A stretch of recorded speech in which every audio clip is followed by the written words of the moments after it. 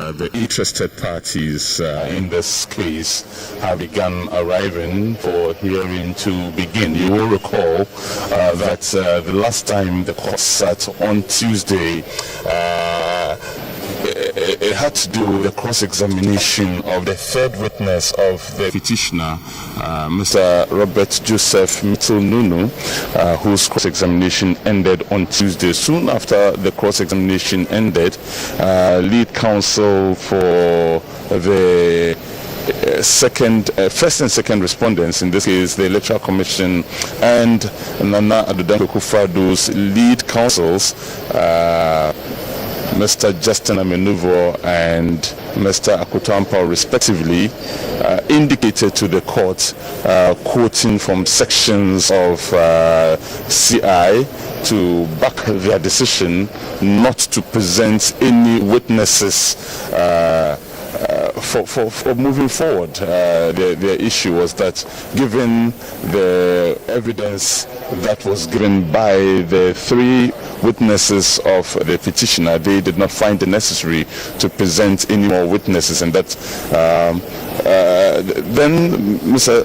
Chachutikata, who is the lead counsel for the petitioner, disagreed, advanced his arguments, and that was how Tuesday ended, because the petitioner and the two respondents, the first and second respondents, disagreed on whether or not there should be a cross-examination of witnesses on the side of the respondents. The court had to adjourn till today in order to make its ruling. A lot more of the personalities arriving in court. Mr. Gavi Asalo Shedako is a leading member of the New Patriotic Party. He has just come. Professor Jane Nana Opoku-Agyeman, the running mate to former President John Dramani Mahama, who in this case is the petitioner, has also arrived. She arrived a couple of minutes ago and went through the COVID-19 protocols here at the Supreme Court and has already made her way. She indeed has been here from day one. Mr. Elvis Efiri Ankra is a leading member of the NDC, is former Minister for Youth and Sports as well. He's also just come and going through the COVID protocols to get into the courtroom, where sitting is scheduled to commence in a few minutes from now. But here we find the arrival of the Deputy Chairperson of the EC, Dr. Bosman Asari, in wait for the Chairperson of the EC, Madam Jane Mensah, to step out of her vehicle and also go through the protocols before they get into the courtroom for hearing of the ruling to begin. What's not clear is whether or not, whichever way the ruling goes, if the court will continue to sit or it will be adjourned immediately. That remains a matter that we are yet unable to tell which way it will go. But what is clear is that this morning the court will give its ruling on whether or not the respondents should present their witnesses to be cross-examined by the petitioner. For those who probably haven't been following this election petition from the very beginning, the presidential candidate of the NDC, former President John Dramani Mahama, is asking the Supreme Court to annul the results as were declared by the chairperson of the Electoral Commission on the 9th of December. And that is what has been going on here. The hearing of that petition is what has been going on here. The chairperson herself has arrived, conferring with deputies and some other leading commissioners, the Electoral Commission. Mrs. Jane Mensah is the chairperson of the EC. Dr. Basman Asari is one of the deputies. They have just come and they're making their way to the premises, to the courtroom right now. Of course, everyone goes through the COVID-19 protocols as well. What these are all is clear now. The lawyers have all arrived. They arrived much earlier, and so have all the judges also. What we await now is the ruling, and the ruling has to do with a matter that on the surface appears very simple, but had to take several hours of debates and arguments in court by the two respondents, lead counsel for the two respondents, Mr. Justin Amenuvo and Mr. Akoto Ampao, debating with Mr. Chatruchi Kata as to why they would not present witnesses to be cross-examined. The court had to adjourn till this morning to come up with its ruling. Whichever way it goes, it is still unclear if immediately, for example, if the court decides that the respondents must present their witnesses to be cross-examined, what is not clear is if that cross-examination will proceed immediately. Should the court then dismiss the application for cross-examination of the witnesses of the respondents, again, what is unclear is the next step that will be taken. All these decisions remain in the hands of the judges, and whatever decision is taken, we will ensure that we break it down once again to your understanding. But again, a quick background to why we are here in the first place. President Mahama, after the 2020 elections and its declaration thereof, has petitioned the Supreme Court to annul the results as were declared, because there were some anomalies, and according to the petition, of course, Mr. Frank Davis is one of the lead counsels for the second respondent. He has arrived and is going through the protocols, will make his way to the courtroom. Again, taking you back to the story. So, former President Mahama, okay, and then we have Mr. John Boydu. Mr. John Boydu is the General Secretary of the New Patriotic Party.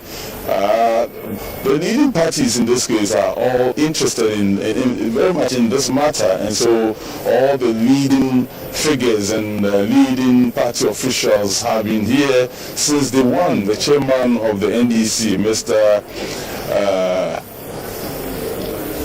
Ampofo, as well as the chairman of the MPP, Freddie Blay, have all been here from day one. And talking about leading figures in the party, we have Mr. Johnson Esedun Kesia, the General Secretary of the MPP. Of course, he was the first person to witness for the petitioner as well. He has also been here from day one. On the first day, Mr. Johnson Esedun Ketia sat in the witness box. He hardly answered any question, because then the issue had to then do with some other matters before eventually the following day his cross-examination began. So he's one of those who has been cross-examined by lawyers for the first and second respondents. Of course, we know that the petitioner has presented 3 witnesses already. Mr. Johnson Esedun Ketia, the General Secretary of the NDC, his cross-examination was immediately followed by the cross-examination of Dr. Michael Pesa-White. Dr. Pesa-White was one of those who represented the petitioner in the National Collation Room, what is popularly known as a strong room at the EC's headquarters. And during his cross-examination, he kept referring to statements, reports that were given to him by Mr. Robert Joseph Metal Nunu, who was with him in the EC strong room representing the petition, and that made it necessary for Mr. Joseph Robert Metal Nunu to also be invited to be cross-examined. His cross-examination was done via video call. Apparently, he made it clear to the court that due to some health issues, he was unable to make it to the courtroom. The court granted that, and provision was made for a video call to be made for him to be cross-examined. Prior to this cross-examination, you will recall that again, a matter of controversy did come up. That controversy had to do with whether or not there was somebody with him in the room who could be influencing the answers he might be providing during the process of cross-examination. That concern was raised by Mr. Akoto Ampao. Mr. Akoto Ampao then insisted that the court should ensure that a judicial officer be present with Mr. Robert Joseph Metal Nunu to prevent him from perhaps getting answers from a third party.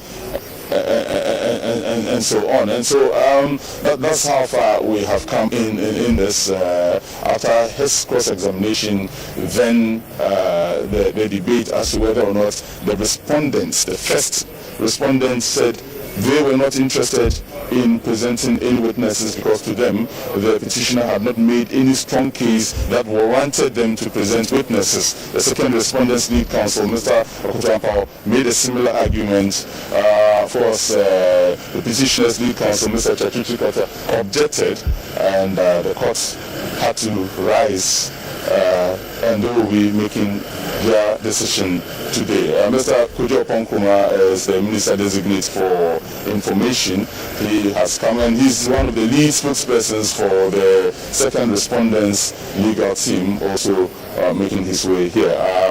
We'll get back to the studio where we will then prepare to start the proceedings in court as the judges prepare to take their seats now. So basically, this is what we are here today to witness in court, the ruling as to whether or not the petitioner's lawyers will be allowed to cross-examine witnesses, or in other words, whether the respondents will be compelled to provide witnesses to be cross-examined by the petitioner's lawyers. That remains to be seen when the judges take their seats. In the meantime, we'll go back to the studio as we prepare for the arrival of the judges.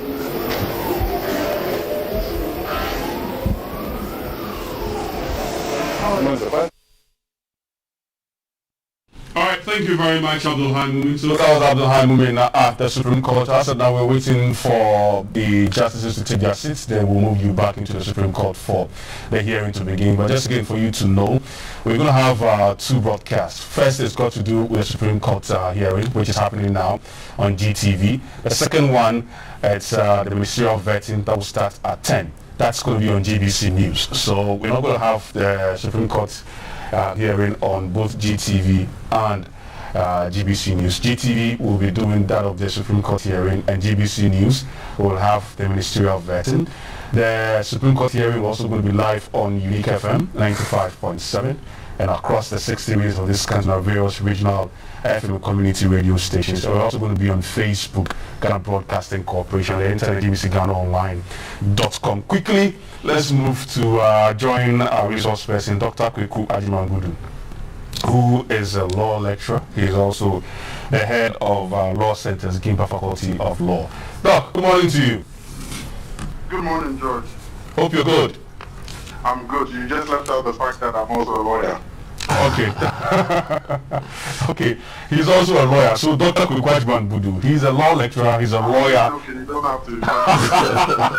All right, thank you very much for joining us. Briefly, whatever happens today, it's going to be the ruling. Do we know what could happen afterwards, after the ruling?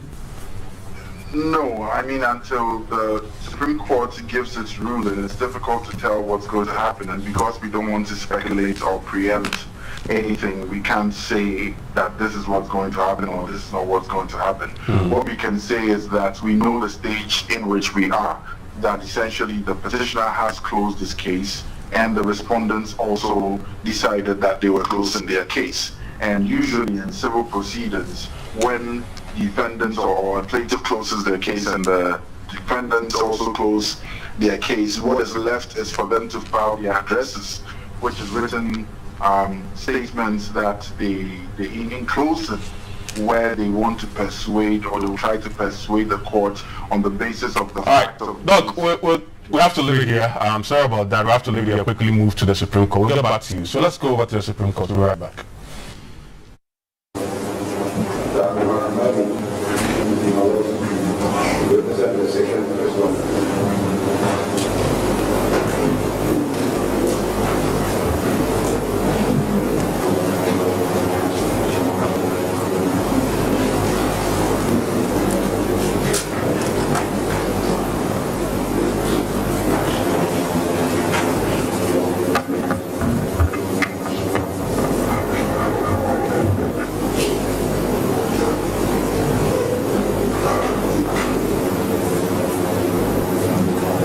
Please appear for the petitioner, and my learned friend Tony Letha is with me. He's just a few minutes delayed, but he's shortly here.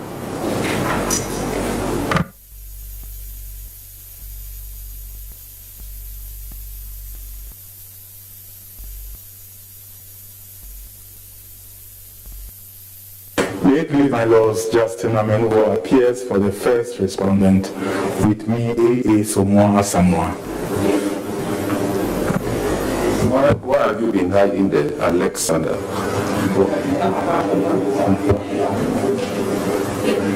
Alexander Somoa Samoa.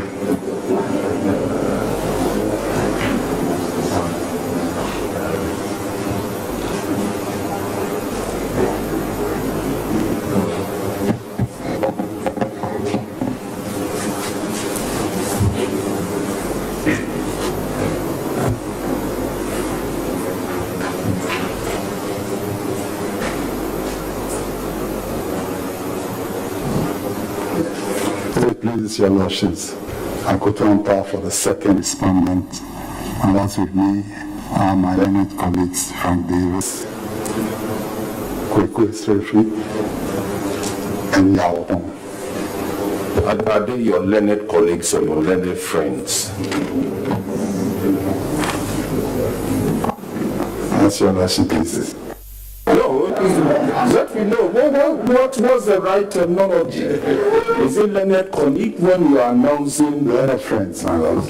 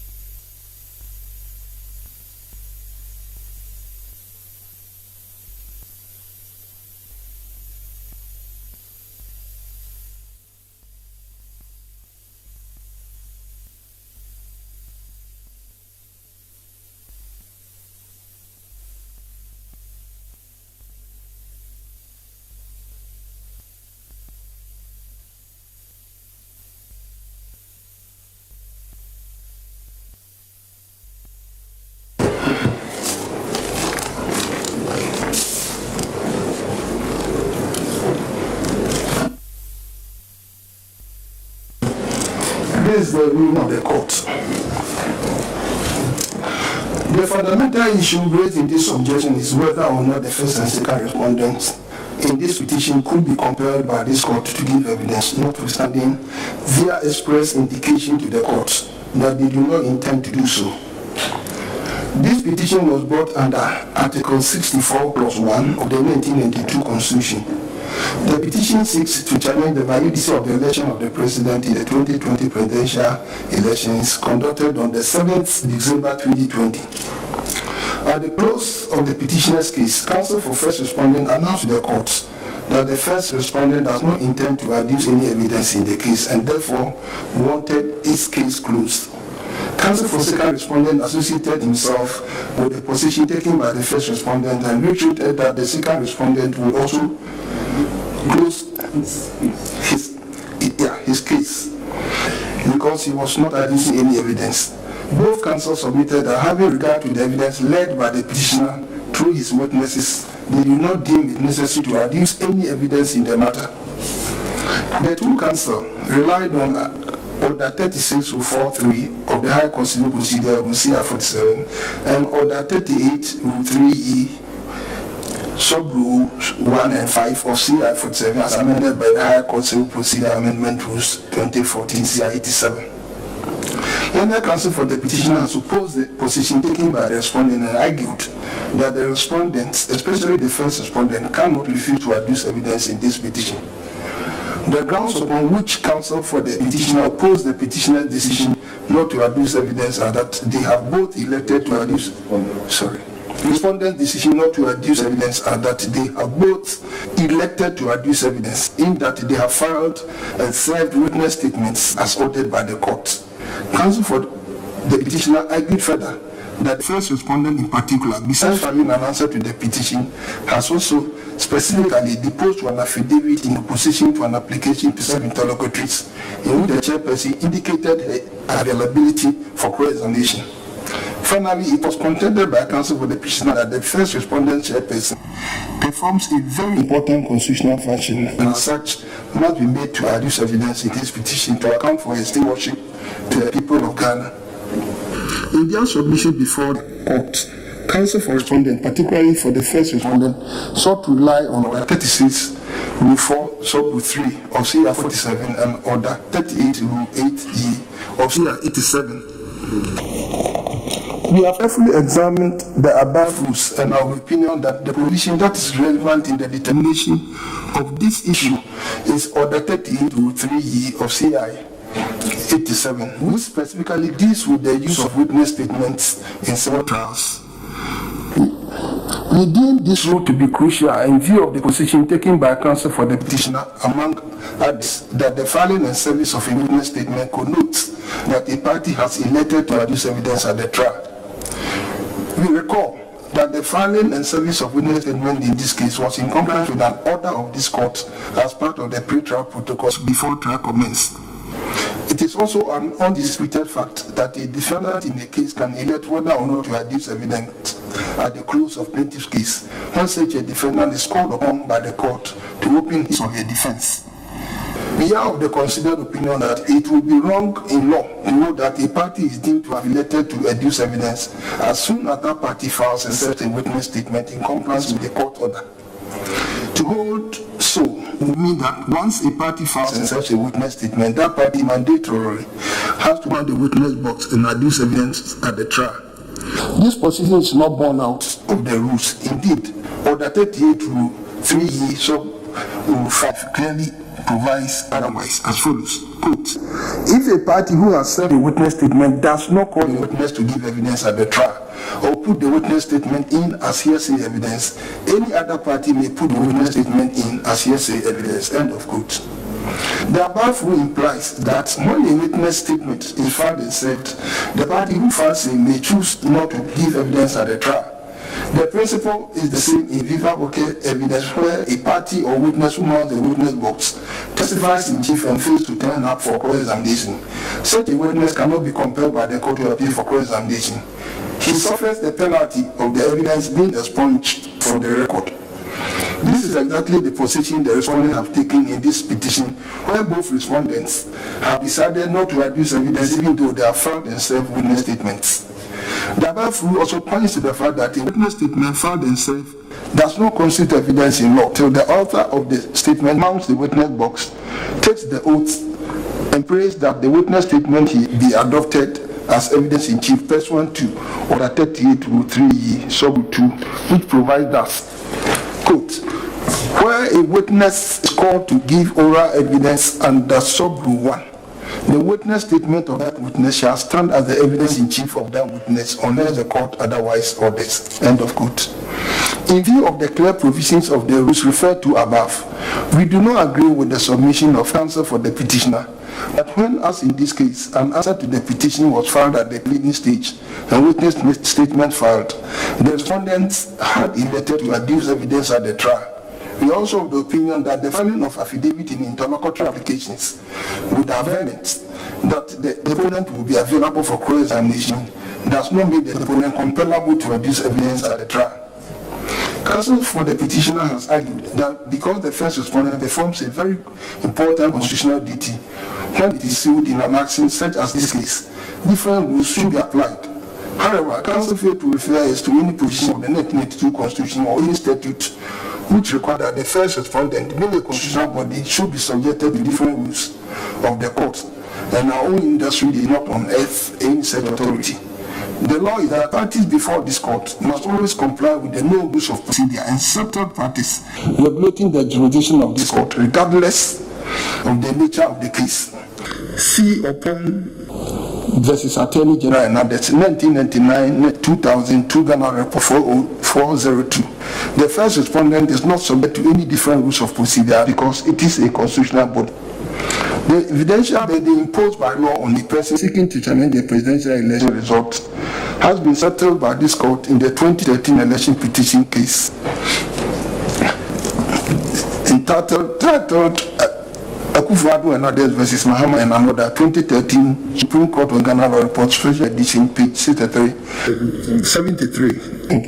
After citing with approval several decisions of courts in some Commonwealth countries, notably Nigeria, Uganda, Kenya, and Canada, the JSC concluded at page 218 that, quote, accordingly, the petitioner bear the burden of proof to establish not only that there were violations, omissions, malpractices, and irregularities in the conduct of the presidential election held on 7th and 8th December 2012, but also that the said violations, omissions, malpractices, and irregularities, if any, affected the result of the election. It is after the petitioners have established the foregoing that the burden shifts to the respondent to establish that the results were not affected. The threshold of proof should, in principle, be above the balance of probability.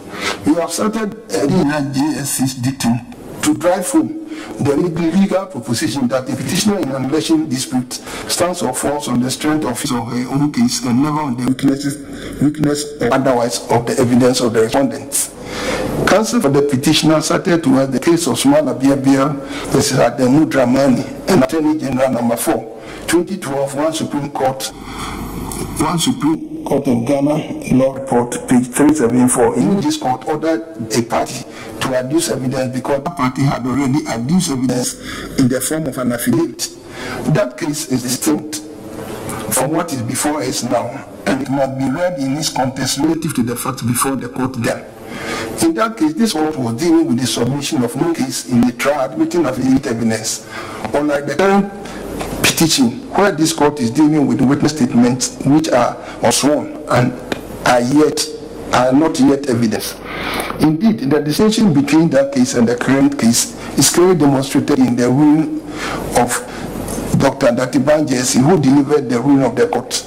At page 357 of the report, the learned jurist delivered himself as follows, quote, it is the unanimous view of this court that the first defendant, Ademu Dramani, should be called upon to open his defense in the interest of justice. This case does not have the ordinary characteristics of a trial, say the High Court. The procedure before this court is such that before the commencement of oral testimony, in this case, the first defendant had already put matters in evidence by affidavit. In this circumstance, it is artificial and hardly sustainable to disregard the evidence already adduced by the affidavit of the first defendant and proceed to an assessment of no case submission made on his behalf, as if the evidence on record is that of the plaintiff. End of quote. The distinction here is that in the petition before us, the first respondent has not put before us any evidence in the form of an affidavit or otherwise. As already stated, learned counsel for the petitioner only referred us to an affidavit deposed to by the chairperson of the first respondent in proceeding to an interlocutory application to serve interrogatories That affidavit is not evidence in this petition to always compare the first respondent to mount the witness box to be cross-examined. The Small Abiebe case is clearly distinguishable on the facts and the law. Now, besides the rules referred to in this ruling, we take notice of the well-settled practice that a plaintiff in the case has a right, that a defendant in the case has a right not to adduce evidence after the close of a plaintiff's case. This right, which originates from the common law, has been incorporated in the civil trials in our jurisdiction through case law and has been applied in several cases in our courts. The general principle of law is that a party cannot be compelled to adduce evidence in a trial. In this direction, we intend to refer to some cases on this principle of law. In Yamecha v. Ansan, 1989-92 Ghana Law Report, page 152, Court of Appeal, Amcha J. As it then was delivered at page 155, that's quote, the plaintiff contended that since the first defendant did not give evidence, judgment should have been entered against him. I do not agree. A party to an action need not give evidence himself. A party to an action needs not give evidence himself. Provided he can adduce evidence of some sort from other sources, the court would have to look at that evidence in considering the totality of the evidence before it. In Brown v. Labi, 1961 Ghana Report 168, in the practice note, Olemi then was delivered himself as follows, quote, a party to a suit is not bound to give evidence, and the court cannot compel him to give evidence if he does not want to. And if a party, having gone into the witness box and sworn or affirmed, elects to give no evidence, his opponent is not obliged to examine him. This procedure, therefore, is not irregular and cannot vitiate the proceedings and the judgment in the case. End of quote. In Tai and another versus SIBA International, 2017-2018, two Supreme Court Ghana Law Report 906 at 919, former JSC opined as follows, quote, it must be remembered that the fact that a defendant does not appear to contest the case does not mean that the plaintiff will be granted all that he asks for by the court. The rule in civil cases is that he who alleges must prove on the balance of probabilities, and the burden is not lightened by the absence of the defendant at the trial.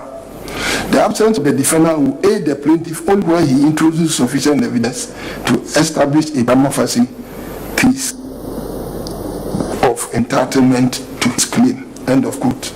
In Ama versus Hydroform Estate Limited, 2013-2014, two Supreme Court of Ghana Law Report 1551 at 1567, which was cited to us by Counsel for Respondent Benny JSC, held as, quote, a court has no duty to call upon any party to testify in the case. The court act as an ombudsman and only hears such evidence as the parties will prefer. Whether the parties will testify or not is none of the court's business. Indeed, a court to insist that the party should testify will amount to the judge descending into the arena of conflict. After determining the tribal issues, the trial court leaves the field clear for the parties themselves to decide who will testify. We know of no law or rule which entitles a court to call upon a party to testify in action. If such a law or rule does, we would venture to say that it is inapplicable and a legal dispensation. End of quote.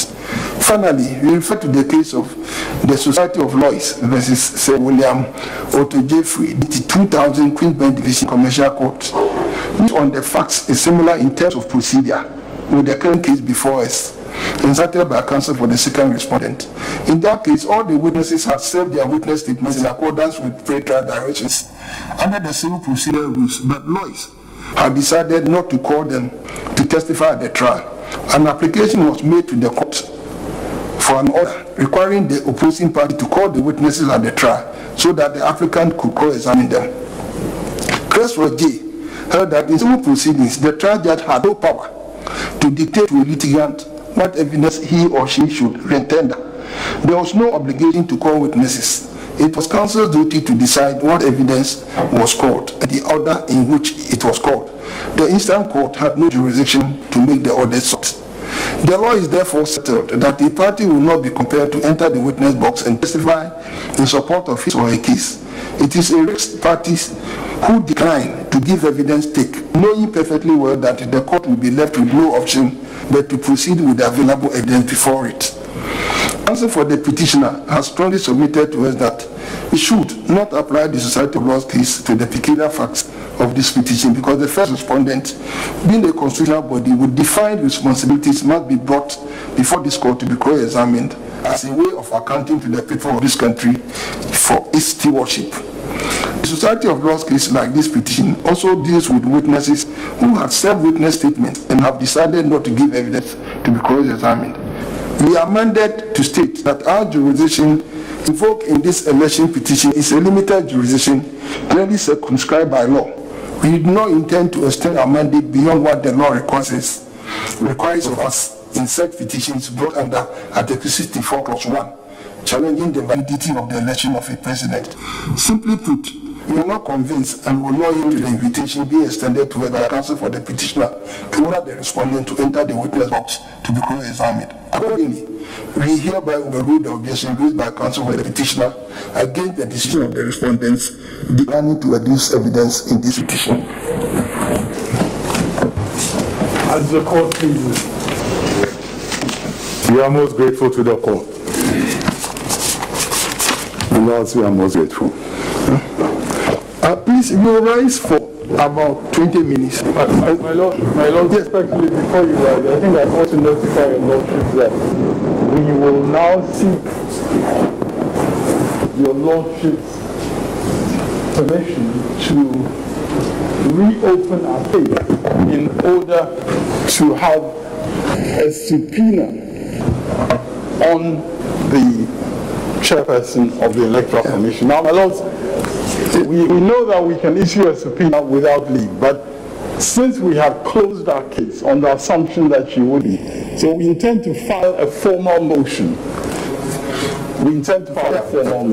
Counsel, it's a court of record, so like you have correctly pointed out, you come back and form, you'll be heard. Very well. Yes, but you come back and give directions for the further trial.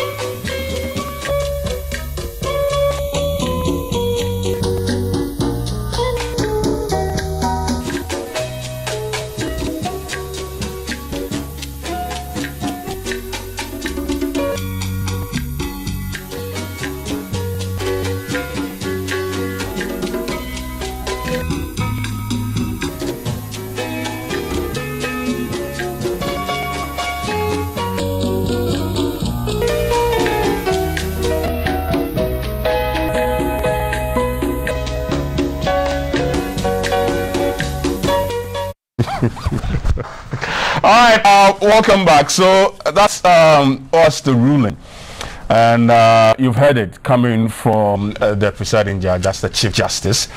The witness for the second respondent is not going to mount the witness box. Again, for you to know that the Supreme Court hearing is live on GTV, and Minister of Vetting is also live on GBC News. Sure. So the Supreme Court hearing is live on GTV. The Ministry of Vetting is also live on GBC News. And the sign language interpretation is provided by Youth Bridge Foundation and the National Council on Persons with Disability. We're also live on radio We're live on Unique 95.7 in the Greater Accra region and live across the 16 regions of this country on various regional and community radio stations and on Facebook, Ghana Broadcasting Corporation. The judges have just risen for just 20 minutes. See how best we can work with that 20 minutes and take you back to the Supreme Court. We've been joined via Zoom Dr. Kweku Ajiman-Budu, who is a lawyer, he's a law lecturer, and the head of Law Center's Gimba Faculty of Law. Doc, once again, thanks for joining us and thanks for your patience. Thank you, George. All right, help us to understand what just happened, although I've just given the final line that the presiding judge gave out, but help us to understand exactly what happened.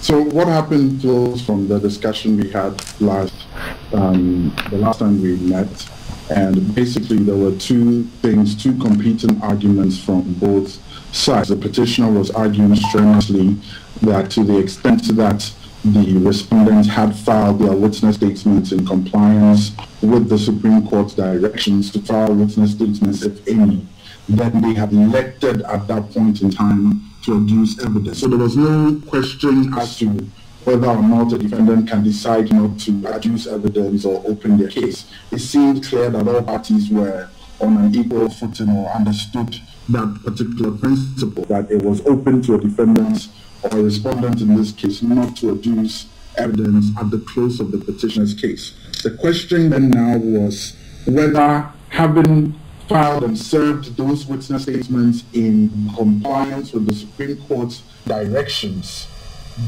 did that mean that the witnesses were going to be called, or that did it mean that they had elected to call witnesses and at all costs they had to call witnesses who would then be subsequently cross-examined?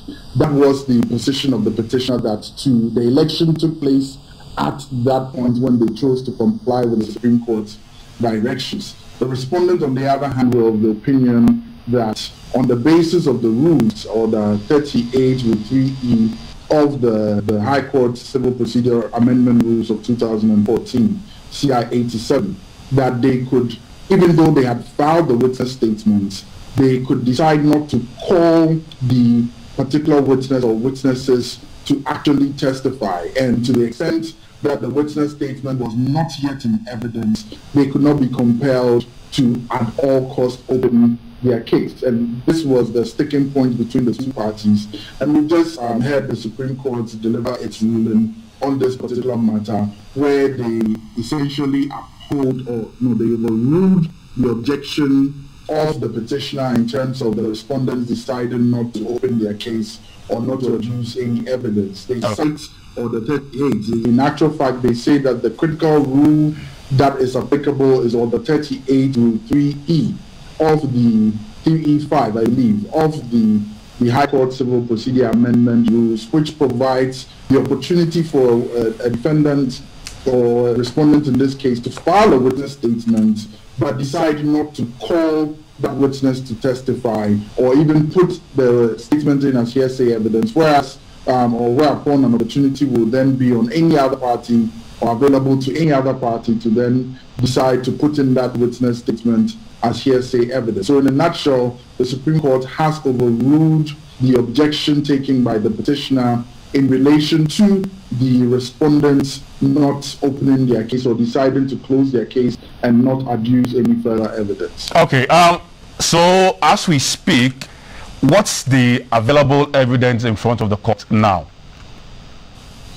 So the evidence that the court has is what has been adduced so far. And the court made mention of the fact that the burden of proof is so that's the evidential burden of persuasion is on the petitioner, and it has been settled in the 2013 election petition. So you had the Supreme Court cite, I believe it was a quote from Adinyora JSC. Yes, precisely, where she suggested that the burden was on a petitioner and an election petition of that nature to prove that on the basis of the evidence that they have, there were those irregularities, malpractices, and all that. And once they've done that, they need to, if they've been able to establish that, then the burden will shift to the defendant or the respondent to also adduce evidence to possibly refute that assertion that would have been made by the petitioner. So generally speaking, that burden is on the petitioner in a case, in an election petition case of this nature. So what options are available right now in terms of the evidence before the court are what has been adduced so far, the testimony of the witnesses that have been called by the petitioner. You remember the petitioner has called 3 witnesses, Mr. Johnson Asiedu Ketia, Dr. Pesa White, and I believe Mr. Robert Joseph Metonunu.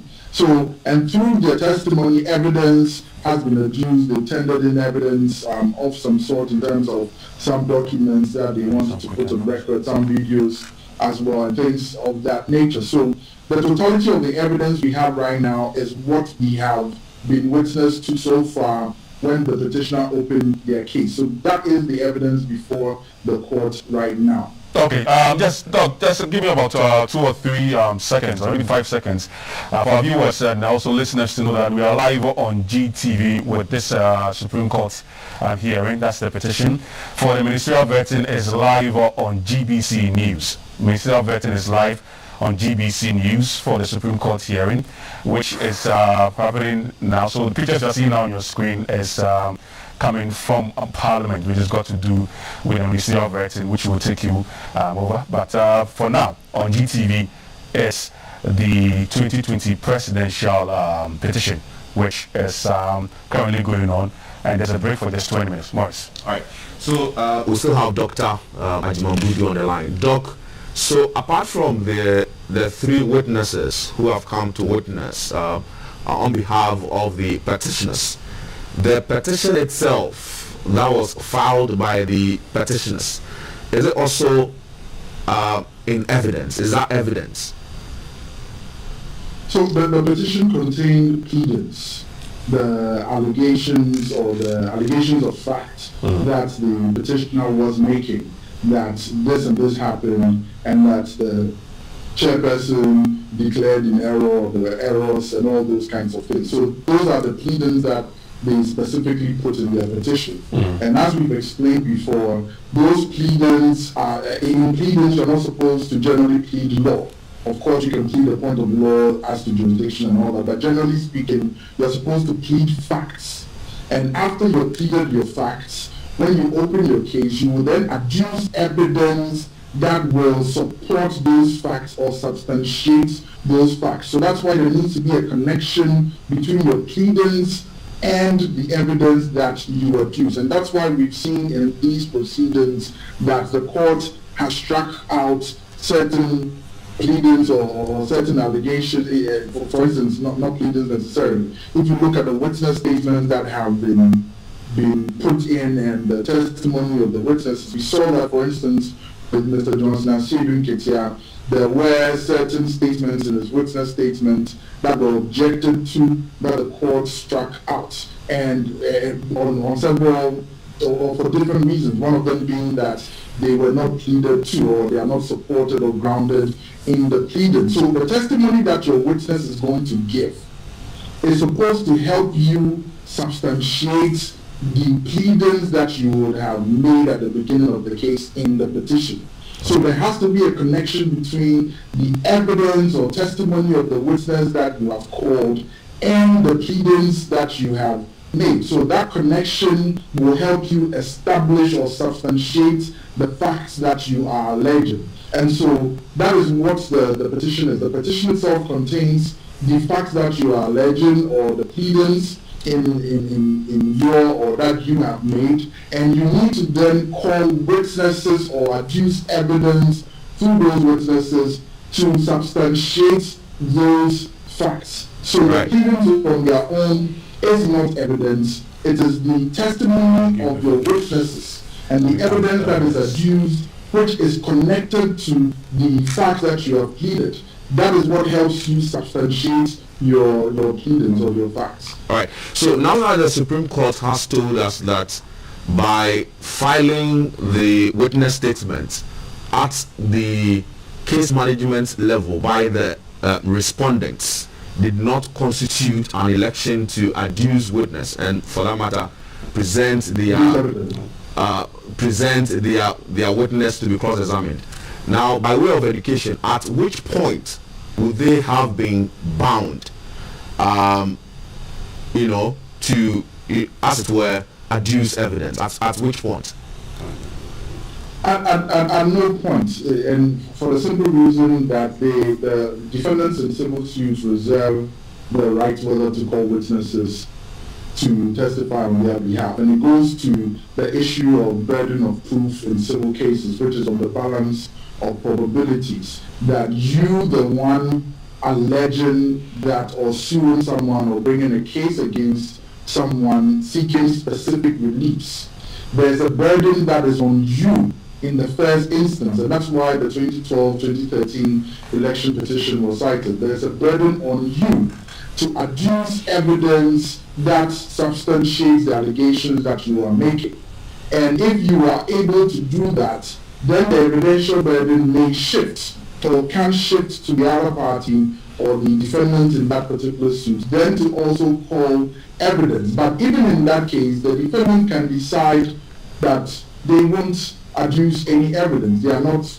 It is not by force that they have to, at all instances, defend the suit. And in this particular instance, what the respondents were saying is that on the basis of the evidence that had been adduced so far, they do not believe that the petitioner has discharged his burden of proof, that he has met his evidential burden to warrant them to even open their case. So what they're saying is that essentially their case should stand or fall on the basis of the evidence that's before the courts right now, and they choose not to adduce any further evidence, which means that the court should be able to decide the matter on the basis of the evidence that they have before them.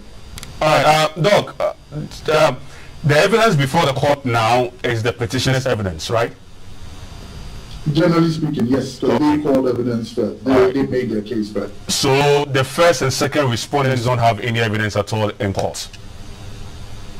Not that they don't have any evidence in court, they are choosing not to call evidence. They're choosing. You remember that during cross-examination, for instance, they sought to impugn the credibility of some of the witnesses, yes, and all that. They sought to introduce certain documents, they sought to play videos and things of that sort. But what we can say is that the burden at that point was on the petitioner.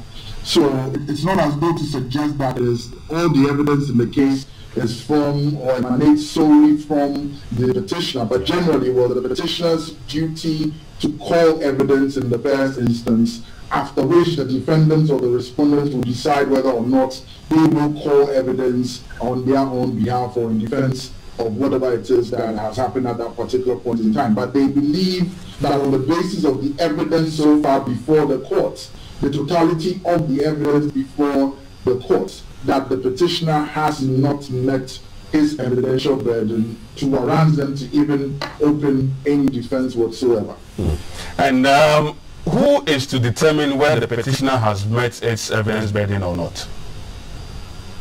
Well, generally speaking, it will be the court that will determine at the end of the matter. But the petitioner, so for instance, there's what in civil trials is referred to as a submission of no case. So a submission of no case is essentially where the plaintiff has closed the case and the defendant will decide that on the basis of the evidence adduced so far, the defendant has no case to answer. So they will make a submission of no case where they are put to an election one. But there's no case. The link comes in here. They're put to an election to either stand or fall on their submission, which means that if their submission of no case fails, then the matter ends there and then, except of course if the court decides otherwise. So it is possible to say on the basis of everything that you've done, I don't think you've discharged your evidential burden, so I won't even bother to open evidence, and I'm making a submission of no case. The court should decide on the basis of the evidence that has been adduced so far that generally has come from your end. It is not unusual for that situation to occur in civil trials of this nature. Now, for something like this, and to determine the final outcome of the case, is it a risky position or a risky card to take if you are a respondent? in case like this? Because in reading the judgment, you heard the Chief Justice saying that, every responsibility is on the respondent based on the consequences that comes out of this decision taken. What's the risk in such a decision? It may be risky for defendants in a civil suit generally to decide not to call evidence. But once again, it's all a question of strategy. It's a question of what you believe, because...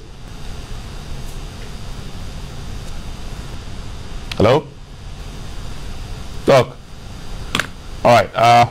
Looks like we're having challenge. Yes. Can you hear me? Yes, I can hear you clearly. All right. So please go on. Your last... Yes, I think that Yes, I was talking about the risk. You were asking about whether there was a risk. Yes. Yes. So what I was saying was that it all depends on strategy, and it depends on what you deem appropriate at that particular point in time. So if you're a defendant and you believe sincerely that on the basis of the evidence adduced so far by the plaintiff hasn't even made any case in the first place to warrant you to even open a defense, you take that risk to not call evidence. So what happens is that the court will decide on the basis of the evidence that is before it, which would have at that point been generally adduced by the other side, the plaintiff.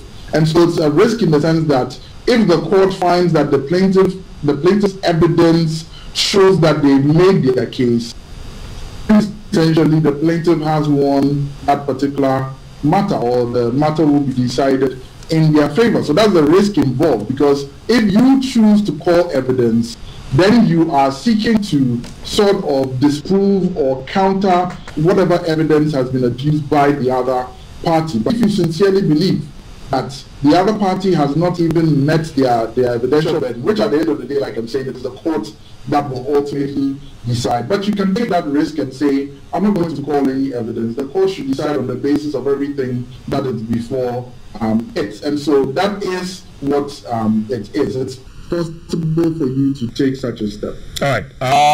So we have to go for a quick break. When we return, we'll look at the other options, which was outlined by the counsel for the petitioner, and move into other areas to just... we'll be right back. Just stay with us. We're going for a quick break. We'll be right back.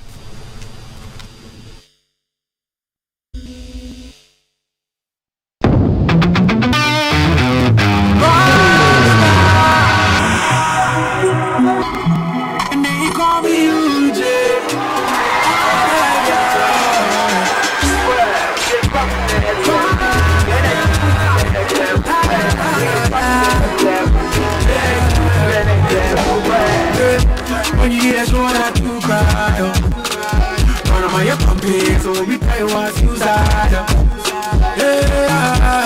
Let my own be by I guess you was better than who you go straight to side. I'll take you to that level. Baby,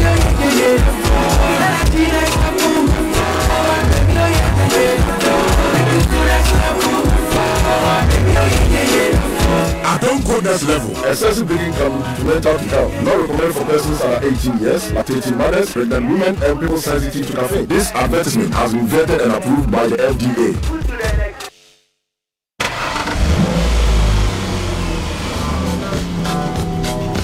In Ghana, the environmental speed limit of 30 kilometers per hour should be observed in residential, educational and commercial areas because human activity is dominant. 50 kilometers per hour is for built-up areas and communities along the highway. 90 kilometers per hour is for the highway. The Accra Tema motorway has a speed limit of 100 kilometers per hour. Where there are no speed limit signs, the national and environmental speed limits apply. So if when driving, you must concentrate totally on what is happening in your vehicle and your surroundings. Don't get distracted because distractions cause crashes. Some of these distractions include arguing with a passenger. Also, a long look at a pedestrian will distract you. Other actions that can distract you as you drive include fidgeting with the radio, reaching across to look for something in the car, using a mobile phone or earpiece, trying to fasten a seatbelt, trying to adjust the seating position and fishing for coins. Please focus on the road as you drive. Stop road crashes now. Stay alive.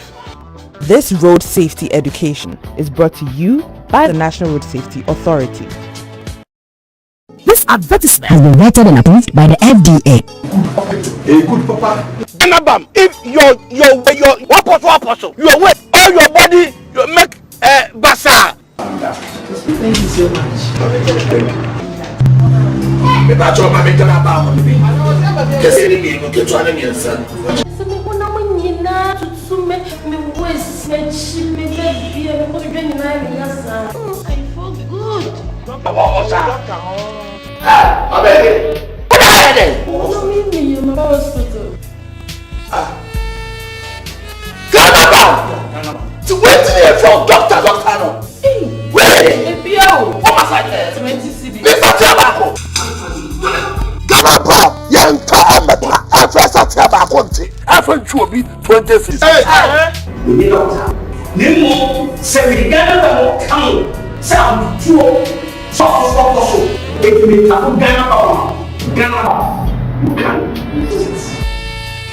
Don't forget the balloons, check. The DJ, check. And the drinks. Listen, honey, I've got this party under control, okay? Daddy, don't forget our birthday cake with the sparkly candles. Daddy, are you there? The parties are 4 p.m. honey. Don't be late.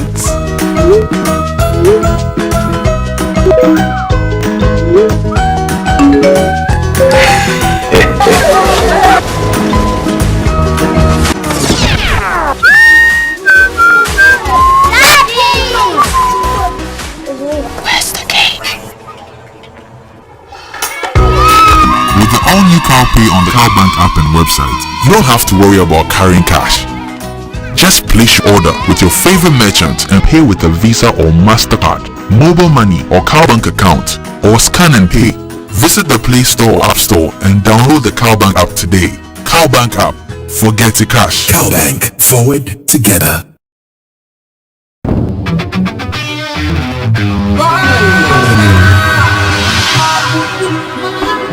And they call me UJ.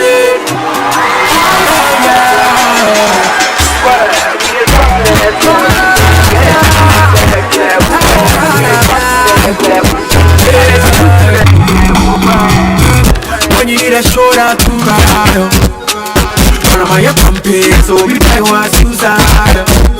Yeah, let bygone be bygone. I can't see what the fuck I'm gonna do. Go straight to start. I'm gonna take you to that level. Baby, oh yeah, yeah, yeah. The energy next level. Baby, oh yeah, yeah, yeah. I'll take you to that level. Baby, oh yeah, yeah, yeah. I don't go that level. Excessive drinking can be detrimental to health. Not recommended for persons under 18 years, lactating mothers, pregnant women, and people sensitive to caffeine. This advertisement has been vetted and approved by the FDA. The Ghana Trade Fair Company, under the Ministry of Trade and Industry and the One Day Shape One Factory Secretariat, welcomes you to the 25th Ghana International Trade Fair, the premier virtual edition, under the theme Developing New Trade Opportunities Through Digital Channels. It will be 1 month of exhibition and enterprise, offering manufacturers, suppliers, consumers, and various service providers the opportunity to network and make sales. This February, over 500 local and international exhibitors, factories, featuring companies under 1D1F, Royal Enterprises Program, Ghana Export Promotion Authority, and more, all on one virtual platform from the 27th of February to the 28th. Of witnesses that will be heard. We close our case on that basis. We are applying to reopen our case, and on that basis, we will be issuing a subpoena addressed to the chairperson of the Electoral Commission of Ghana. And we believe that those processes are necessary processes that would have to be heard and determined in this case. We also intend, subject to receiving a copy of the ruling that you delivered this morning, we also intend to apply for review of that ruling And that application, we believe, would also have to be heard in order. Very well, my lords, we're drawing your attention to it because we believe your lordship should take that into account in whatever directions you give. We do not think that it would be appropriate for us to have to be bringing applications for stay of proceedings and so on. I mean, we can do that, but it may be better to avoid going through all those different processes if your lordships would allow us the opportunity to file and have those processes determined. With all due respect, we cannot prevent a party from filing processes. When a process is filed, the court will come and hear it. Whether it is review, whether it's an application to reopen the case or whatever, you will come and hear it. But these are the directions. Yes, by court. By the rule just read, the respective cases of the first and second respondents are deemed closed. This court hereby orders that the parties hearing should simultaneously file their respective closing addresses or submissions on or before Wednesday, the 17th of February 2021. The petition is hereby adjourned to the 18th of February 2021 for counsel in this petition to highlight on the written address or submission so far for the petition to be adjourned for judgment. So we will come here on the 18th of February. Yes. Yeah.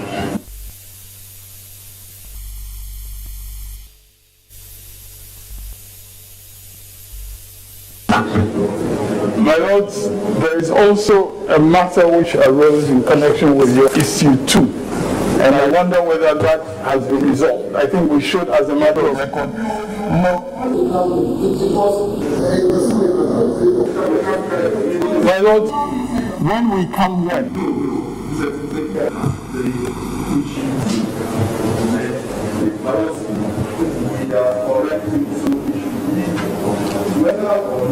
based on the data contained in the declaration of the first respondent of, not for, of the second respondent as president-elect, no candidate obtained more than 50%. Can you allow to go over that again respectfully?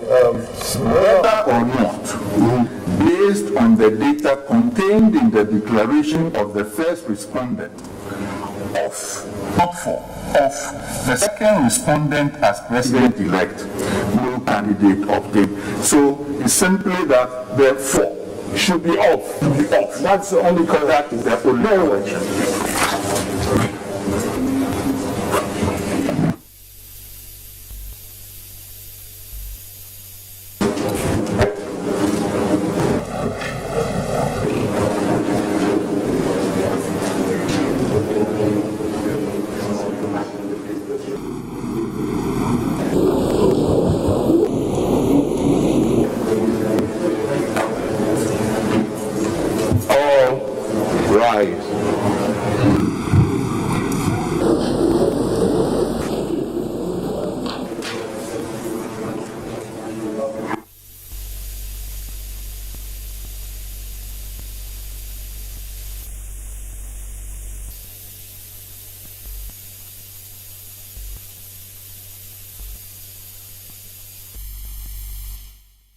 Welcome back, and so we'll be going back to court on the 18th of February.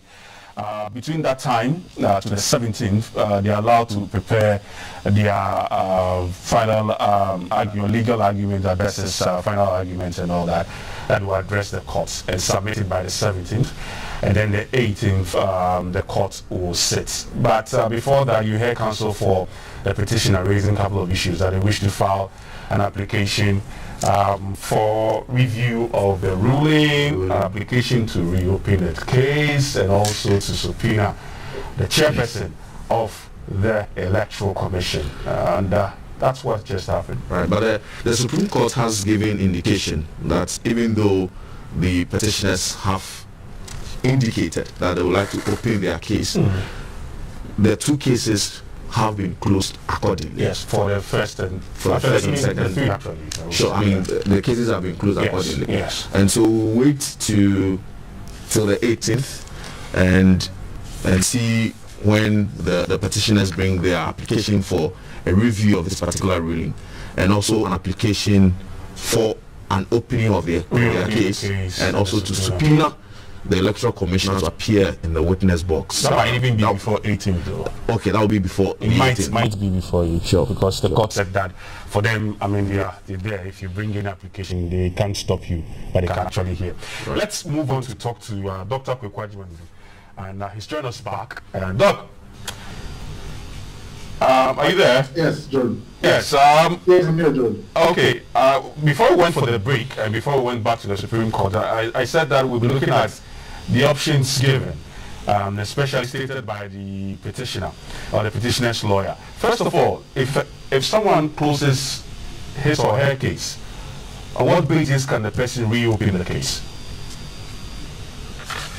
I mean, as the court rightly pointed out, they can't decide for the parties what types of applications they can bring before the court or not. Their role is to adjudicate once applications are before them. So if parties have closed their cases, like I was saying earlier on, you may seek the leave of the court. And for instance, if you can just give an example, in terms of the witness statement, we know that a witness statement is not evidence until the person who filed that witness statement has been put in the box, or the person who signed that witness statement has been put in the box. But we also know from the Supreme Court's ruling today that the party who files a witness statement can decide not to call that particular witness to testify.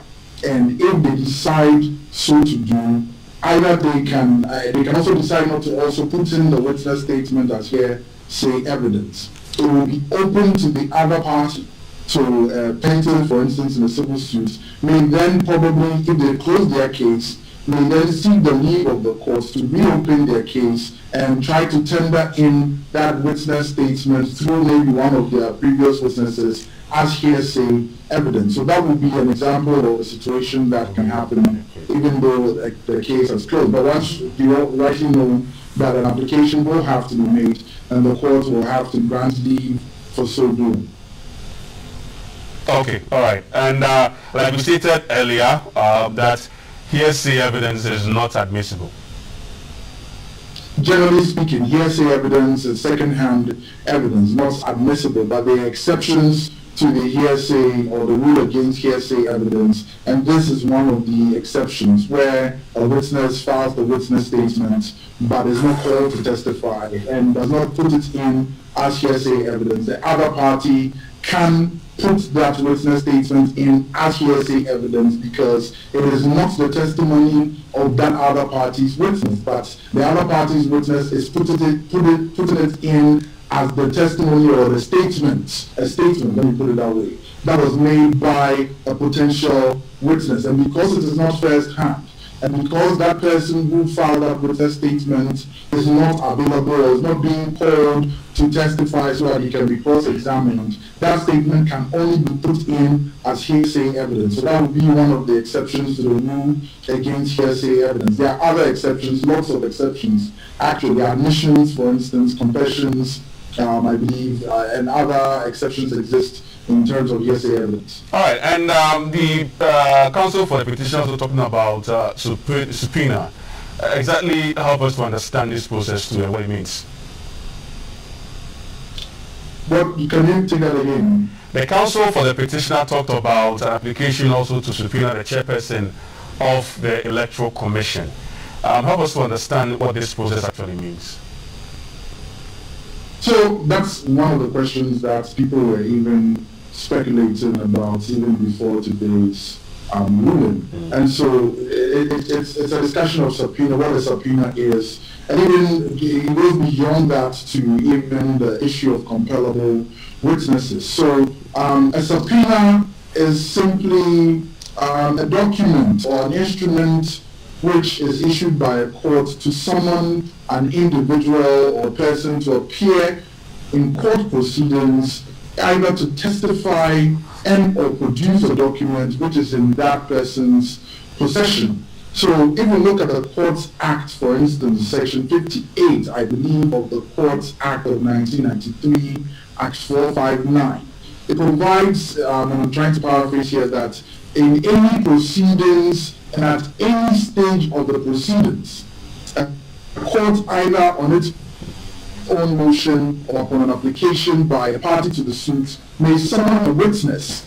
to attend to give evidence or to produce a document in the possession of that particular person, or even excerpts from that document. But this is subject to the applicable enactment or a relevant rule of law. And so what this generally means is that it is generally possible for a court to summon a witness or witnesses either on its own, so the court will exercise its power suo motu, or upon an application that is made by a party. But we need to note, most importantly, that this is discretionary according to Section 858 of the Courts Act. It's discretion. That's why it says the court may either on its own motion or upon an application of the party. So it's not necessarily as of right.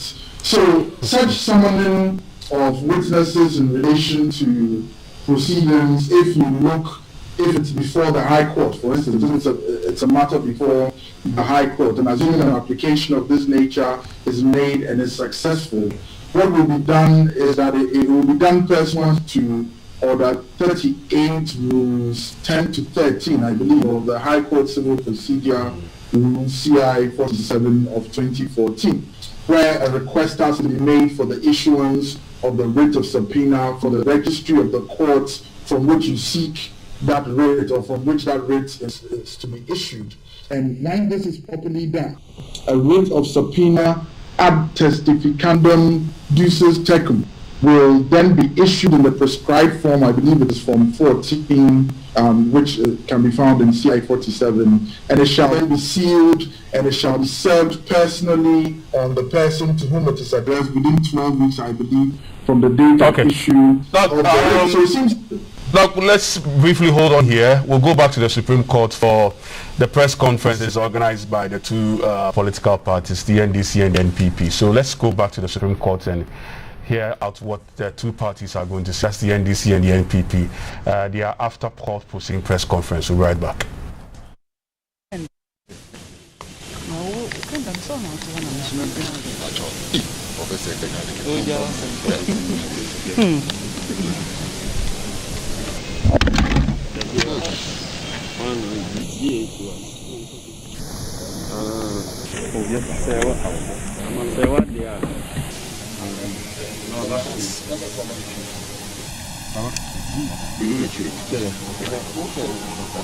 Are you ready? Are you ready? Okay. Good morning, ladies and gentlemen. Well, I don't see any ladies. Okay, so good morning, gentlemen. I believe you all followed the proceedings today, and of course starting from Monday. On Monday, the petitioner closed his case after calling 3 witnesses. After closing his case, the respondents, per their counsel, informed the court that they had elected not to mount the witness box.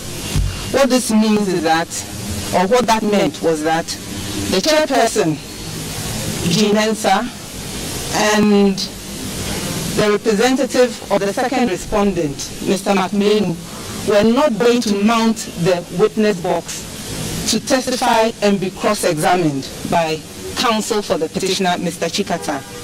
You will all recollect that they had filed witness statements in the case.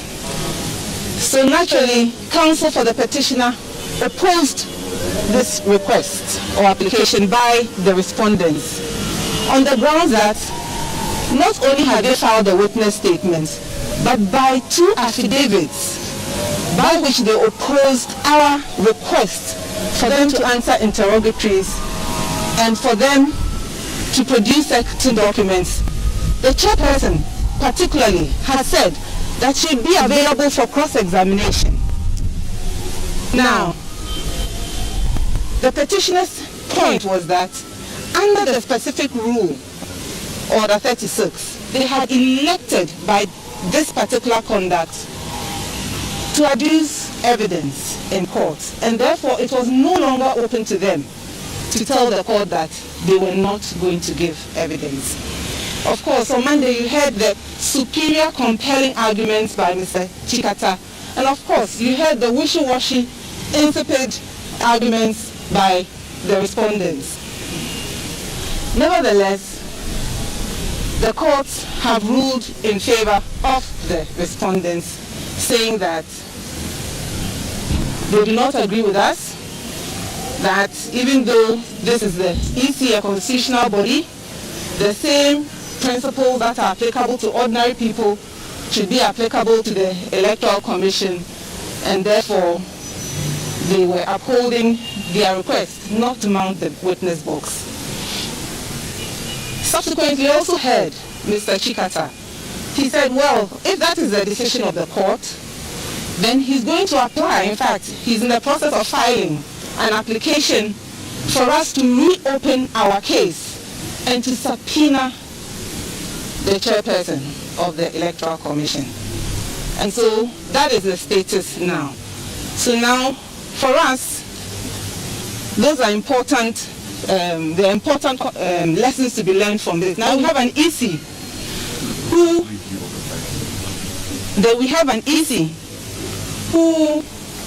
when a request for information was served on them in the past, they refused to respond. We have an EC who was requested to answer interrogatories. They refused to respond. We have an EC that was served with an application or a notice to admit facts. They refused. We have an EC that was asked to produce documents relating to the election. They also refused that. That's the kind of EC we are dealing with. I mean, where are the principles of accountability? When is this EC going to be accountable? Any questions?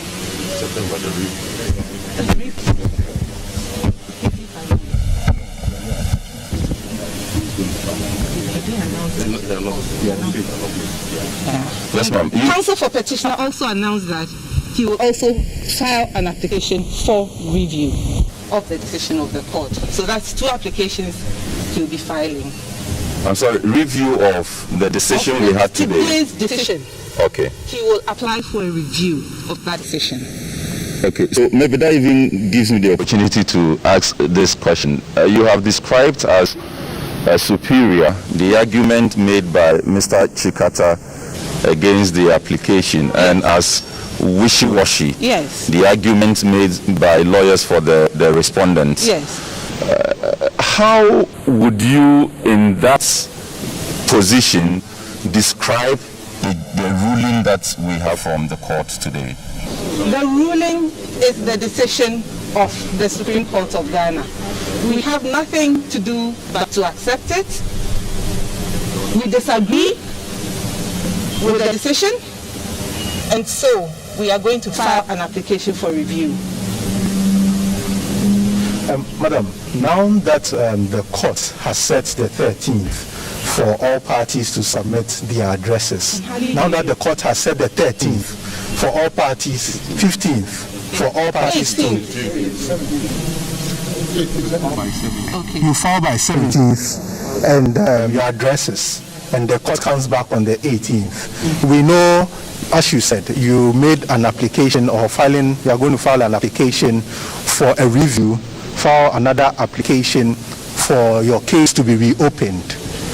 When you write your addresses and it's brought before the court, what becomes of these 2 applications, especially the one for you to reopen your case?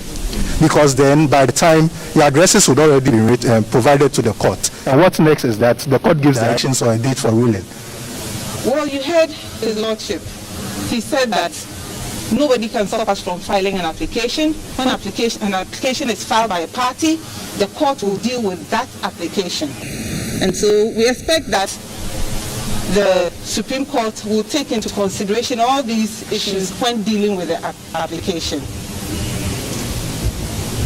Thank you very much, Madam. The Supreme Court was very clear in its ruling. It said that... I can hear you. I'm saying the Supreme Court was very clear in its ruling. It said that a petitioner in an election petition case stands on its own strength. And that is the the respondent's witness. Is that what he sought to do? I didn't hear the last I'm asking if that's what he sought to do. I mean, using the respondent witness to make your case. Definitely not. We have the strength of our case, but as we have stated over and over again, the EC is accountable to us. She has to account for how did those errors arise. When did she discover those errors? What was the process of correcting the errors? We've seen for some regions there are different summary sheets, different collation sheets. How did that come about? Who is going to answer this? Apart from that, remember that the petitioner is not the returning officer.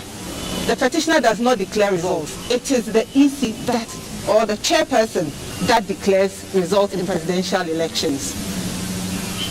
Does that answer you? My question is a follow-up to my brother's question. In giving their responses as to why the first and second respondents will not let their witnesses come to the box, the reason they gave was that the petitioner had not made a case strong enough to warrant them presenting any witnesses. That's not what the Supreme Court, I didn't hear the Supreme Court say that. Well, I would like you to give me your understanding of but that's how I understood it. I never heard them say that. That was what the lawyers, the lead counsels for the respondents, first and second respondents, one of the reasons they gave was that the petitioner had not made a case strong enough to warrant them presenting witnesses in the box. If that's not the case, I'd like a response from you as to what you understood. As simple. If we disagree. Well, that's because then my question then would have been... You heard counsel for the petitioner on Monday, and we disagree with that position, that the evidence that has been given points simply to the fact that that declaration of 9th December is null and void. None of the two candidates got more than 50% of the valid votes. There's only one declaration, 9th December declaration. So the petitioner... There were purported corrections. Have you seen any gazette notification dated on any of the purported corrections, the dates of the purported corrections?